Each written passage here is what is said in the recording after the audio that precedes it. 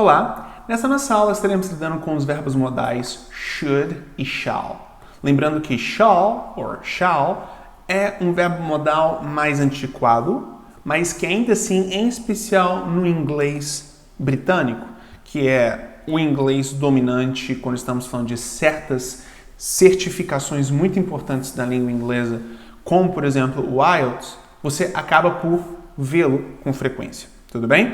Mas com isso dito, ainda assim é uma expressão mais antiquada, até mesmo para o inglês britânico, e portanto você definitivamente vai vê-lo com menos frequência do que, por exemplo, o should. Mas é importante sabermos como utilizar ambos e interpretar ambos caso os tenhamos em mãos, ok? Então, vamos lá. Primeiramente, somente relembrando que são verbos modais. Verbos modais são verbos utilizados para expressarmos se acreditamos que algo é certo, provável ou impossível, não é? Também usamos os modais para pedir permissão, fazer solicitações, ofertas, etc. Lembrando que um verbo modal é um verbo que é utilizado com um outro verbo diretamente, vem ele depois o outro, e ele sozinho não tem significado algum. Mas quando você o aplica com um outro verbo, ele expressa uma ideia específica. Ele somente é utilizado para especificar o modo em que devemos interpretar o verbo principal, o expressar, não é? Por isso que o nome é modal. Então vamos lá. Os verbos modais se enquadram na categoria de verbos auxiliares. Isso significa que são usados junto com o verbo principal para fornecer informações gramaticais e adicionais em termos do significado para uma determinada sentença. O verbo modal shall é mais usado na fala formal e em alguns documentos legais. Nós usamos o verbo modal shall e a forma básica do verbo principal da frase para assim formar sentenças, neste caso, sentenças positivas. Perguntas são formadas invertendo o sujeito e o shall, ou seja, a sequência entre os dois. E na forma negativa, usamos o not, portanto, desenvolvendo o shall not. E lembrando que quando estamos falando especificamente de shall, não temos algo como, por exemplo, shouldn't. Não existe contração para shall not, como você encontra no caso de outros verbos modais ou auxiliares. Tudo bem? Perfeito. Tendo isso em vista, vamos ver aqui na prática. Hoje em dia, o uso mais comum do shall em inglês cotidiano é em perguntas que servem para fazermos ofertas ou sugestões, como shall I, shall we? Então vejamos, shall I order some pizza? Não é? Eu devo pedir pizza. Shall we go now? Podemos ir agora? It's getting late. Ou seja, é uma forma muito, como que eu posso dizer, formal, antiquada, de se expressar, pelo menos na maior parte dos contextos. Tanto que, como aqui foi mostrado, em documentos legais da justiça, frequentemente você pode acabar vê-lo. E na situação cotidiana de hoje em dia, ele é de fato realmente utilizado somente quando estamos pedindo permissão ou verificando algo com alguém, como nós temos aqui nessas perguntas. Shall I order some pizza? Shall we go now? It's getting late. Então, muita atenção que ao mesmo tempo em que ele é utilizado de uma forma mais global, ou pode ser utilizado de uma forma mais global, o fato é que no inglês verdadeiro de hoje em dia, do dia a dia, ele é utilizado em somente um aspecto, em somente um momento, que é esta dinâmica de expressarmos a ideia de pedir permissão ou verificar algo com alguém. Tudo bem? Podemos fazer isso? Podemos fazer aquilo? Eu posso fazer isso? Não é? Excelente. Agora, usamos o verbo modal should. Então, perceba que temos aqui shall e shall num contexto de pergunta. Lembrando que quando estamos falando de negação é shall not. Então, definitivamente ele existe também e o seu formato afirmativo também, mas no contexto atual da comunicação real é somente utilizado o formato interrogativo para fazer permissões ou pedir permissão, como nós vimos aqui, tudo bem? Mas se você quer exemplos de sentenças que utilizam shall not e a forma afirmativa de shall, você pode falar, por exemplo, you shall not travel tonight.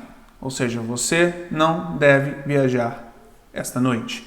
E I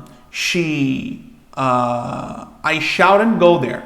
Ou you shouldn't go there. Você não deve ir lá, você não pode ir lá. Mais uma vez, não soa como algo que escutamos com certa frequência, ao mesmo tempo em que possamos estar utilizando essas sentenças. E, por consequência, o contexto que elas são mais utilizadas hoje em dia na prática, que provavelmente será o contexto em que você o verá, caso venha o ver, é nessa questão de pergunta, ou seja, a forma interrogativa para pedir permissão. Tudo bem? Perfeito. Então, continuando. Usamos o verbo modal should e a forma básica do verbo principal da frase para formarmos sentenças, não é?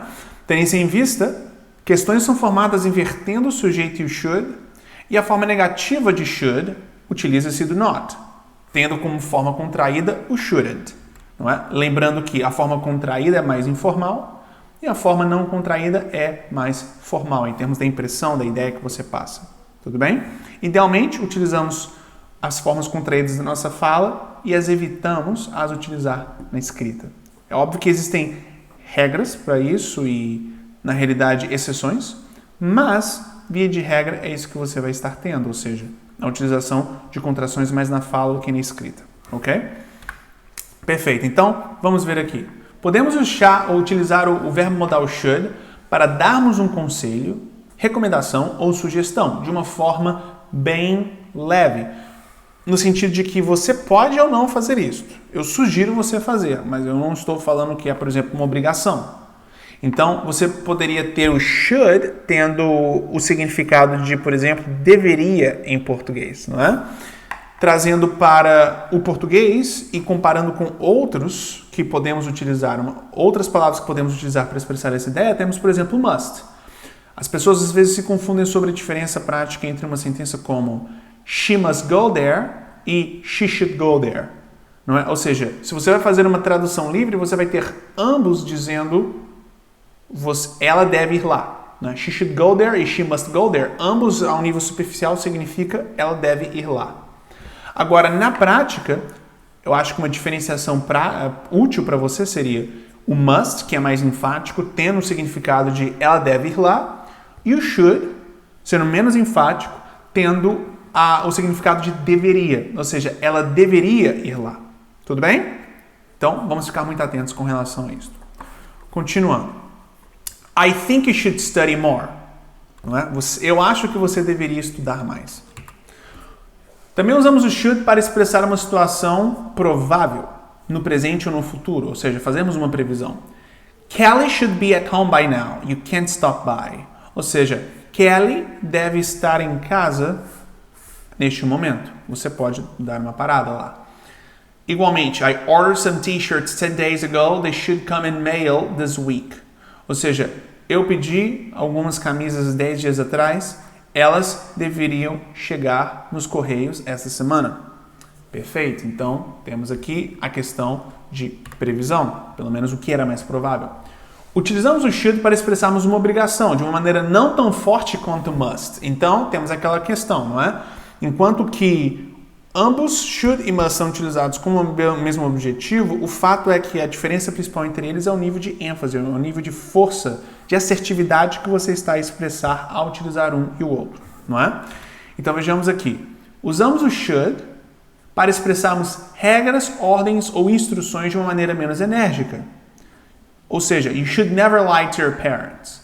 Aqui, então, você está dizendo aqui, você nunca deveria mentir para os seus pais. Você poderia dizer também, you must never lie to your parents, mas o fato é que você escolheu o should nessa sentença, por exemplo, e, portanto, você está sendo menos enfático, menos enérgico na sua sugestão, tudo bem? Utilizamos o should igualmente para dizer que algo era esperado no passado, mas não ocorreu. Neste caso, precisamos utilizar o present perfect, não é? Por exemplo, I should have studied more, but I was too lazy. Ou seja, eu deveria ter estudado mais, mas eu era muito preguiçoso. Então perceba que essa ideia de should mais have mais verbo no particípio indica aquela ideia de deveria. Ou seja, você deveria ter feito algo, mas não fez. Ou algo deveria ter ocorrido, mas não ocorreu. Não é? Criando então este contraste. Então, você tem o I em conjunto com o should, em conjunto com o have, não é? E depois a continuação para expressar essa ideia de deveria. E detalhe muito importante. Quando você está expressando a terceira pessoa do singular, também você utiliza o have. Então, você não poderia aqui neste contexto dizer, por exemplo, caso você queira falar, ela deveria estudar mais, você não poderia dizer she should has studied more, já que, via de regra, o has é utilizado com o he, ou melhor, com o she, a terceira pessoa do singular feminina, não é? Não. Na realidade, o que ocorre é que, pelo fato de termos o should na sentença, sempre temos o have sendo utilizado. Seja na primeira, na segunda, na terceira pessoa. Seja no singular, seja no plural. Então, she should have studied more, I should have studied more e they should have studied more estão todos corretos. Nada de has, portanto, na terceira pessoa do singular, caso você queira indicar essa ideia de ele ou ela ou isto poderia. Tudo bem?